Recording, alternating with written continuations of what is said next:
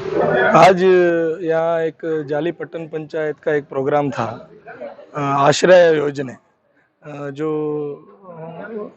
Government से घर और ये सब भी जो आते हैं बांधने के लिए जो पैसा आता है वो योजना था। उसको एमएलए प्रेसिडेंट रहते हैं, तो वो प्रोग्राम को हम लोगों को बुलाया था।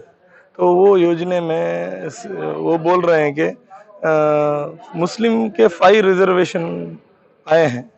इसके बारे में हम लोग 6 महीने से ज़्यादा हो गए इलेक्ट होके पट्टन पंचायत काउंसिलर। तो अभी तक हम लोगों को इसके बारे में कोई इतला वो लोग नहीं दिए।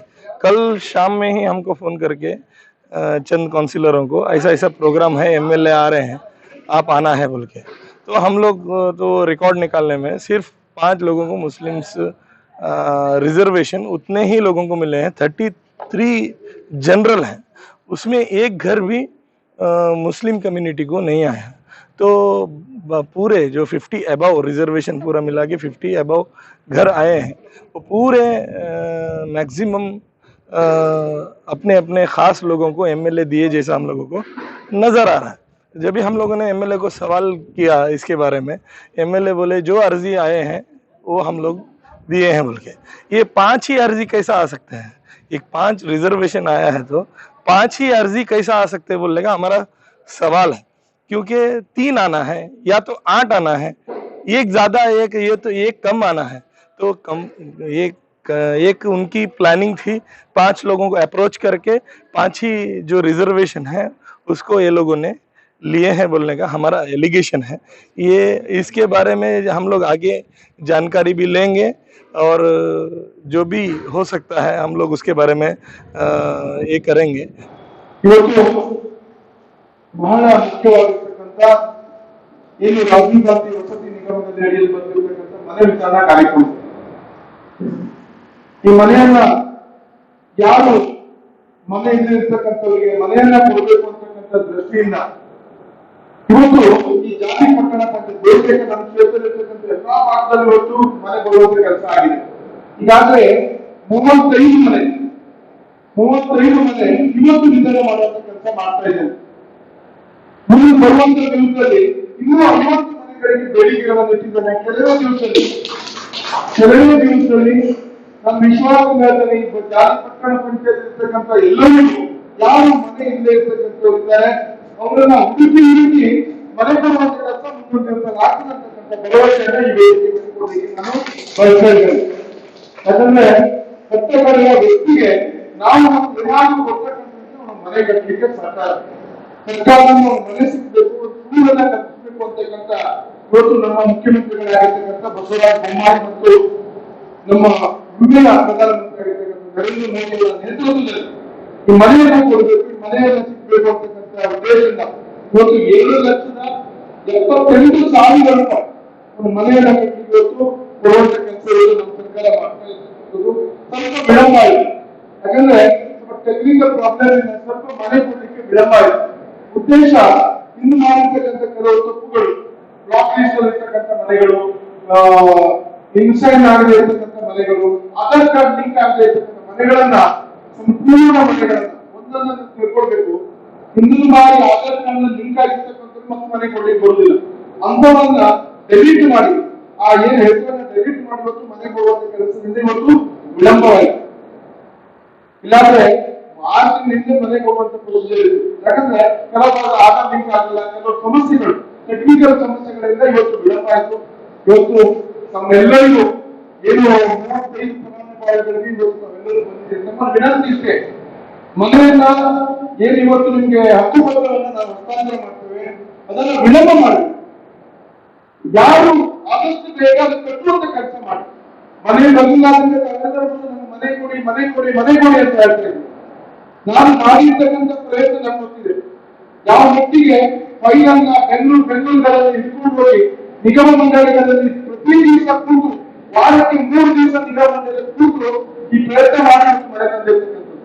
ನಾನು ಅಧಿಕಾರಿಗಳಲ್ಲಿ ಎಚ್ಚರಿಕೆ ಕೊಡ್ತೇನೆ, ಯಾರು ಯಾವುದೇ ಸಮಸ್ಯೆ ಇದೆ ನೀವು 3 ತಿಂಗಳಿಂದ ನೀವು ಮೀಟಿಂಗ್ ತಗೊಳ್ತಾರೆ, ಆದಷ್ಟು 6 ತಿಂಗಳವರೆಗೆ ಈ ಮನೆಯನ್ನ ಸಂಪೂರ್ಣವಾಗಿ ಮುಗಿಸುವಂತ ಕೆಲಸ ಅವರು ಒತ್ತಡಾಗಿ ಯಾವ ರೀತಿಯಲ್ಲಿ ನಾನು ಇನ್ನೊಂದು ಕೇಳ್ತೇನೆ, ನಿಮ್ಗೆ ಅಧಿಕಾರಿಗಳಿಂದ ತೊಂದರೆ ಆಗುತ್ತೆ, ನಮ್ಮ ಪಟ್ಟಣ ಪಂಚಾಯತ್ಗಳಿಂದ ನಿಮ್ಗೆ ತೊಂದರೆ ಆಗಿದೆ, GPS ತೊಂದರೆ ಆಗಿದೆ, ನೇರವಾಗಿ ನಾನು ಫೋನ್ ಮಾಡಿ ಅದನ್ನು ಸಂಪೂರ್ಣ ನಿಂತು ನಾನೇ ಒಂದು ನಿಂತು ಮಾಡ್ಕೊಡುವಂತ ಕೆಲಸ ಮಾಡ್ತೇನೆ ನಿಮ್ಗೆ। लेकिन अभी एमएलए बोले और 50 आ रहे हैं, घर आ रहे हैं, उसमें हम लोग आप लोग एप्लीकेशंस दो, हम लोग देंगे। हम लोग उनको रिक्वेस्ट ये किए कि जो भी गवर्नमेंट स्कीम्स आते हैं काउंसिलर को आप लोग बताना है, वो चीफ ऑफिसर का काम होता है, क्योंकि ये एक लास्ट में आप लोगों को पता है कि 1 साल से यहाँ बॉडी नहीं थी, इलेक्शन हाईकोर्ट डायरेक्शन से यहाँ इलेक्शन हुआ कि यहाँ डेमोक्रेसी होना है, कि लोग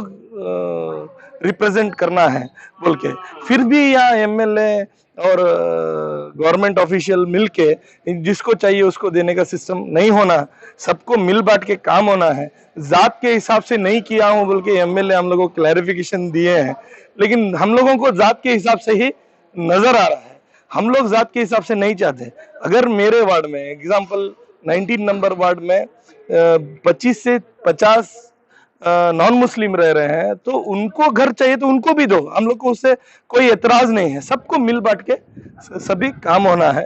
हम लोग को भी पूछना है तुम्हारे यहाँ हक घर के हकदार कौन है, ये पूछना है, ये काम होना है, हम लोग उनसे ये चाह रहे हैं। पहली बात, ऐसे जब स्कीम्स आते हैं तो हमें इन स्कीम्स के रिलेटेड कुछ भी इंफॉर्मेशन हम तक पास नहीं होती है।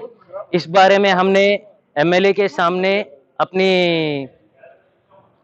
बात रखी और उन्होंने कहा, आगे से चीफ ऑफिसर को उन्होंने डायरेक्शन दिया है कि जितने भी स्कीम आते हैं पट्टन पंचायत के हुदूद में, तो हर स्कीम को जो है आगे से काउंसिलर्स को कॉन्फिडेंस में लेके उसको इम्प्लीमेंट किया जाए।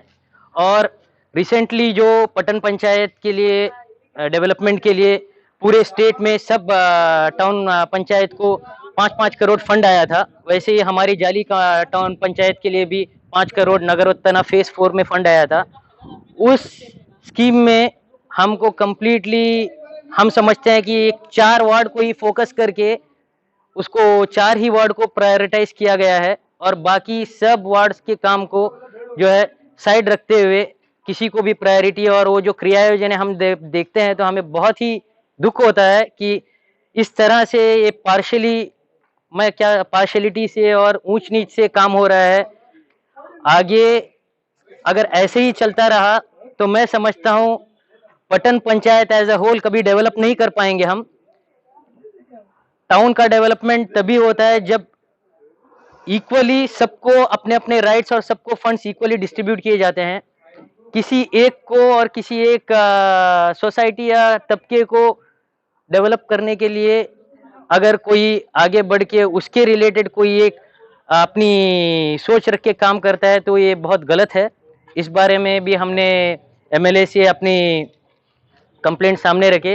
और दूसरी चीज, नगरोथ थाना 4 वार्ड ये फंड आया है 5 करोड़, उसमें सभी अलग अलग डिपार्टमेंट्स को कट होके 1 करोड़ 80 लाख वो भी आया है।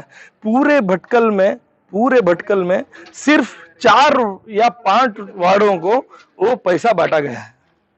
वो नगरोथ थाना बोले तो एक विलेज जो हमारा पट्टन है, हमारा जो टाउन है, उसको डेवलपमेंट करने का फंड, ये हम लोगों को सिर्फ नजर आ रहा है कि ये रवि को डेवलप किए जैसा फंड नजर आ रहा है। रवि बोल के पट्टन पंचायत के इधर रहते हैं, वो उनके फैक्ट्री को रोड, उनके सास के घर के पास रोड, उनके हर चीज हम लोग चाहे तो वो आप लोगों को देंगे। जो ये हुआ है टेंडर्स आए हैं, सभी उधर गटर, इधर रोड, उधर 4 ही वार्ड, ये टोटल टाउन डेवलपमेंट कैसा हुआ? टाउन डेवलपमेंट होना है तो पूरे वार्ड डेवलपमेंट होना है, तभी एक टाउन डेवलपमेंट होता है। तो ये जो हम लोग ये सभी एमएलए के सामने रखे हैं और चीफ ऑफिसर हमको कोई भी फंड आए तो बताते नहीं बोलने का कंप्लेंट भी हम लोग उनके सामने मीडिया के सामने भी हम लोग रखे हैं। तो ये जो आगे आने वाले और 3 करोड़ आएंगे, आप लोग एप्लीकेशंस दो, हम लोग करेंगे बोल के बोले हैं। हम लोग एप्लीकेशन भी देंगे, देने के बाद जो भी हमारा हक है वो हम लोग अदा करेंगे। इसके लिए हम लोग कंटिन्यू जो फंड आया है, बहुत से गलत फंड्स हैं, उसमें हम लोग उसका ऑब्जेक्शन भी करेंगे। तो उन्होंने कहा है कि आगे आने वाले फंड्स में हमारी जो इतनी भी मांग है उसको प्रायोरिटी दी जाएगी। शॉर्टली 3 करोड़ फंड का उन्होंने वादा किया है। और मेरे एरिया का जो मसला था गुडलक रोड का, उसको मैंने स्ट्रांगली रखा। इससे पहले भी हम हमारे कम्युनिटी लीडर्स और हमने एमएलए के पास जाके रिक्विजिशन किया था गुडलक रोड के सिलसिले में, लेकिन आज तक वो रोड नहीं हुआ था। अब हमें फिर वादा किया गया है कि उस रोड को उन्होंने जो है ने 2022-2023 के फ्लड्स फंड में उन्होंने इंक्लूड किया है। देखते हैं, आगे देखना पड़ेगा कि इसको क्रिया योजना में ला के इसको एग्जीक्यूशन तक ये लोग पहुंचाते हैं या नहीं पहुंचाते हैं। लेकिन जिस तरह से अभी फंक्शनिंग हो रही है पटन पंचायत में, हम बिल्कुल भी सेटिस्फाइड नहीं है। हमारी बॉडी भी नहीं बिठाई गई है। पिछले 4-5 महीनों से हमको लटका के रखा गया है। हम लोग जस्ट टूथलेस टाइगर बन के रह गए हैं यहाँ पे। हम चीफ ऑफिसर के पास जाते हैं तो हमें जवाब मिलता है, ನಿಮ್ದು ಬರೀ ಎಂಗೇಜ್ಮೆಂಟ್ ಆಗಿದೆ, ಮದುವೆ ಆಗಿಲ್ಲ, ನಿಮಗೆ ಏನು ಅಧಿಕಾರ ಇಲ್ಲ, ನಾವಿಲ್ಲಿ ಏನಿದೆ ಎಲ್ಲ ಅಡ್ಮಿನಿಸ್ಟ್ರೇಷನ್ ಪೀರಿಯಡ್ ಅಲ್ಲಿ ನಡೀತಾ ಇದೆ, ನಾವು एडमिनिस्ट्रेशन पीरियड ಅಲ್ಲಿ तहसीलदार ಹೇಳಿದಾಗೆ ಮಾಡ್ಕೊಂಡು ಹೋಗಬೇಕಾಗ್ತದೆ।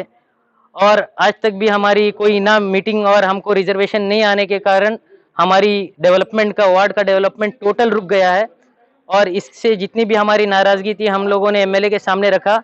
उन्होंने पूरा आश्वासन दिया है कि आगे आने वाले दिनों में हमारी पूरी चीज़ों को सॉल्व करेंगे।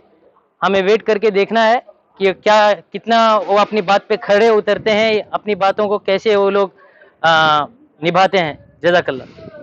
ಪಬ್ಲಿಷ್ ಆಗಲಿಲ್ಲ ಒಂದು, ಮತ್ತೆ ನಮಗೂ ಗೊತ್ತಿಲ್ಲ, ಒಂದು ಕೌನ್ಸಿಲರ್ 6 ತಿಂಗಳ ಬಂದಿದೆ, ಇಲ್ಲಿ ಹೈಕೋರ್ಟ್ ಡೈರೆಕ್ಷನ್ ಕೊಟ್ಟಿದ್ದೆ ನಮ್ಗೆ, ಯಾಕೆ ಅಂತ ಹೇಳಿದ್ರೆ ಜನಪ್ರತಿನಿಧಿಗಳು ಬರ್ಬೇಕಂತ 1 ವರ್ಷದ ನಂತರ.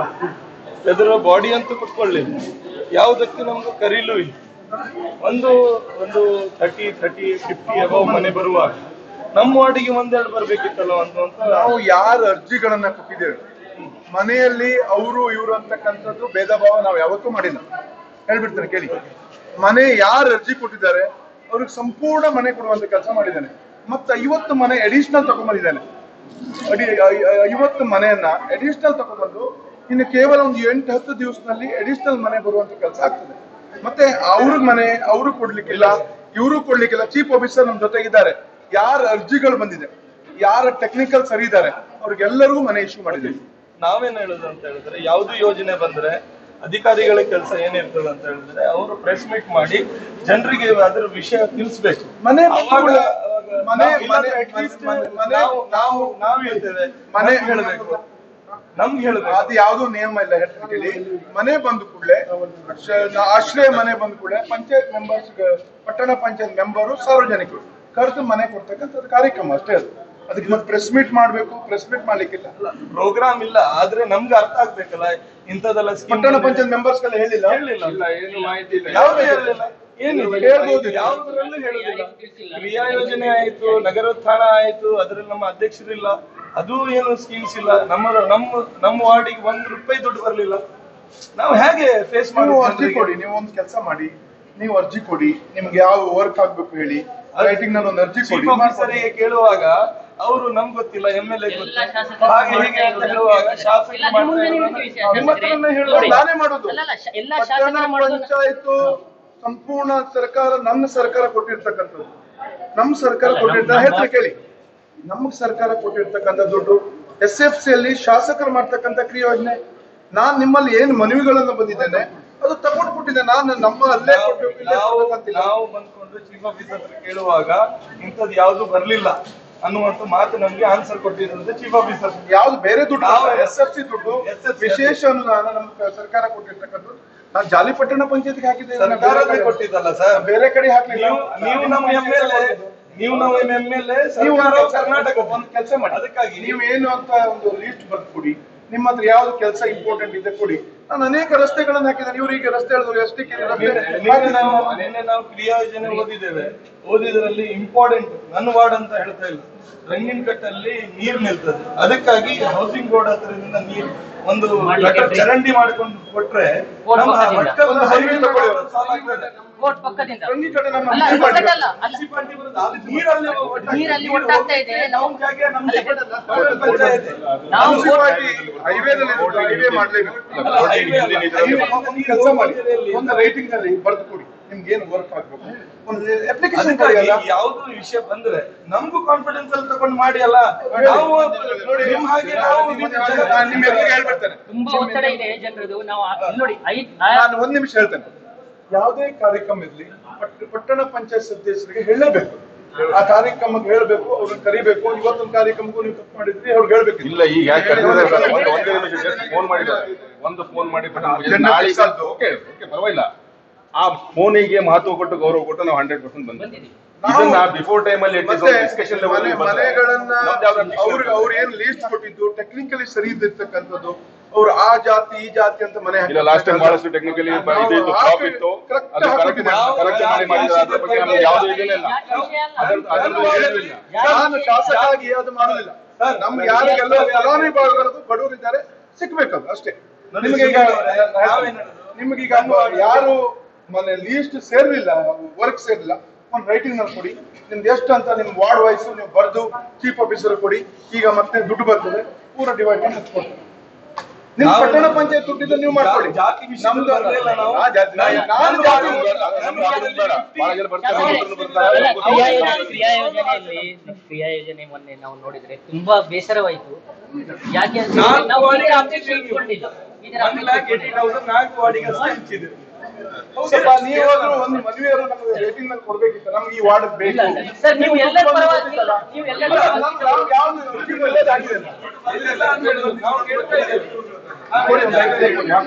ಈಗ ಮತ್ತೆ ನೀವು ರೇಟಿಂಗ್ ಎಕ್ಸೆಪ್ಷನ್ ಬರ್ತದೆ. ನೀವು ಇಂಡಿವಿಜುವಲ್ ಕೊಡಿ. 21-22ನೇ ಸಾಲಿನ ವಾಜಪೇಯಿ ನಗರ ವಸತಿ ಯೋಜನೆ ಮತ್ತು ಅಂಬೇಡ್ಕರ್ ನಿವಾಸ ಯೋಜನೆಯ ಮನೆ ಮಂಜೂರಾದ ಫಲಾನುಭವಿಗಳಿಗೆ ಇವತ್ತು ಮಾನ್ಯ ಶಾಸಕರ ಅಮೃತ ಹಸ್ತದಿಂದ ಕಾಮಗಾರಿ ಆದೇಶ ಪ್ರತಿಯನ್ನು ನಾವು ವಿತರಣೆ ಮಾಡಿದ್ದೇವೆ. ಇದರಲ್ಲಿ ಸಾಮಾನ್ಯ ಜನರಿಗಾದರೆ 2,70,000 ಸರ್ಕಾರದಿಂದ ಸಂಪೂರ್ಣ ಅಮೌಂಟ್ ಸಿಗ್ತದೆ. ಅದೇ ರೀತಿ SC ST ಅವರಿಗೆ 3,50,000 ರೂಪಾಯಿ ಸರ್ಕಾರದಿಂದ ಹಣ ಮಂಜೂರಾಗ್ತದೆ. ಇದನ್ನು 4 ಹಂತದಲ್ಲಿ ನಾವು ಹಣವನ್ನು GPS ಮುಖಾಂತರ ಅವರಿಗೆ ಅವರ ಅಕೌಂಟಿಗೆ ಸಂದಾಯ ಮಾಡ್ತೇವೆ. ಫಸ್ಟ್ ಫೌಂಡೇಶನ್ನು, ಲಿಂಟಲ್ಲು, ಸ್ಲ್ಯಾಬು, ಆಮೇಲೆ ಫುಲ್ ಫಿನಿಶಿಂಗ್. ಈ 4 ಹಂತದಲ್ಲಿ ಫಲಾನುಭವಿಗೆ ನೇರವಾಗಿ ಅವರ ಬ್ಯಾಂಕಿನ ಅಕೌಂಟ್ನಲ್ಲಿ ಈ ಅಮೌಂಟ್ ರಿಲೀಸ್ ಆಗ್ತದೆ. ಕೆಲಸ ಅವರು ಮಾಡಿದ ನಂತರ ನಾವು ಹೋಗಿ GPS ಫೋಟೋ ತೆಗೆದು ರಾಜೀವ್ ಗಾಂಧಿ ಹೌಸಿಂಗ್ ಕಾರ್ಪೊರೇಷನ್ ಅವರ ವೆಬ್ಸೈಟ್ನಲ್ಲಿ ಆ ಫೋಟೋವನ್ನು ನಾವು ಅಪ್ಲೋಡ್ ಮಾಡಿದ ಕೂಡಲೇ ಅವರ ಅಕೌಂಟಿಗೆ ಆ ಅಮೌಂಟು ಸಂದಾಯ ಆಗ್ತದೆ. ಈಗ ಪ್ರಥಮ ಹಂತವಾಗಿ ಇವತ್ತು ನಾವು ಸುಮಾರು 35 ಜನರಿಗೆ ನಾವು ಇವತ್ತು ಈ ಆದೇಶದ ಪ್ರತಿ ಅಂದರೆ ಕಾರ್ಯನಿರ್ವಹಿಸಲು ಆದೇಶದ ಪ್ರತಿಯನ್ನು ಇವತ್ತು ಕೊಟ್ಟಿದ್ದೇವೆ. ಇನ್ನು ಮುಂದಿನ ದಿನಗಳಲ್ಲಿ ಇನ್ನುಳಿದ ಜನರಿಗೂ ಸಹ ಈ ಒಂದು ಅಂಬೇಡ್ಕರ್ ಅಥವಾ ಆಶ್ರಯ ಅಥವಾ ವಾಜಪೇಯಿ ವಸತಿ ಯೋಜನೆಯಲ್ಲಿ ಕಾರ್ಯಾದೇಶ ನೀಡುವ ಯೋಜನೆಯನ್ನು ನಾವು ಹಾಕೊಂಡಿದ್ದೇವೆ. ಧನ್ಯವಾದಗಳು.